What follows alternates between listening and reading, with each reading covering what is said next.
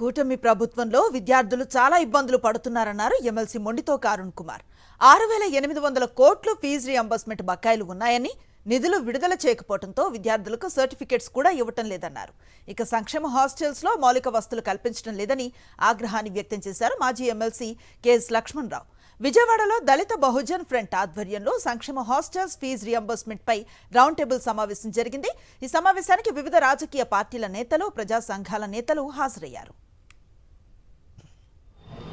రాష్ట్రంలో ఎప్పుడూ లేని విధంగా సుమారు 6,800 కోట్ల రూపాయల ఫీజు రీయింబర్స్మెంట్ చేయవలసిన పరిస్థితి ఉంటే 8 దఫాల్లో చేయవలసిన ఫీజు రీయింబర్స్మెంట్ని ఎంతవరకు చేయకపోగా కావాలని చెప్పి విద్యార్థుల జీవితాలతోటి చెలగాటమాడుతున్న ప్రభుత్వం ఈ తెలుగుదేశం ప్రభుత్వం.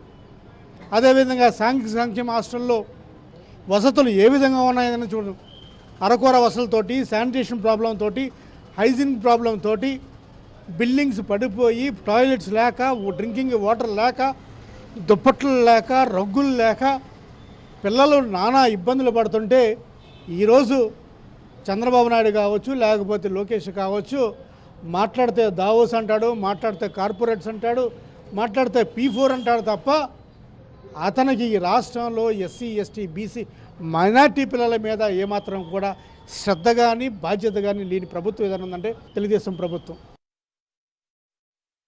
విజయవాడలో దళిత బహుజన్ ఫ్రంట్ ఆధ్వర్యంలో ముఖ్యంగా సంక్షేమ హాస్టళ్ళు, ఫీజు రీయింబర్స్మెంట్ మొదలైన అంశాల మీద ఈ రౌండ్ టేబుల్ జరుగుతుంది. ప్రధానంగా ఈరోజు రాష్ట్ర ప్రభుత్వం సుమారు 6,800 కోట్లు ఫీజు రీయింబర్స్మెంట్ బకాయిలు ఉంది. ఇంజనీరింగ్ కాలేజీ యాజమాన్యాలు పిల్లల్ని ఇబ్బంది పెడుతున్నారు. ఈ పిల్లలంతా కూడా దాదాపు ఎస్సీ, ఎస్టీ, బీసీలకు సంబంధించిన పిల్లలే. సర్టిఫికేట్లు ఇవ్వటం లేదు. వెంటనే ఫీజు రీయింబర్స్మెంట్ బకాయి చెల్లించాలి.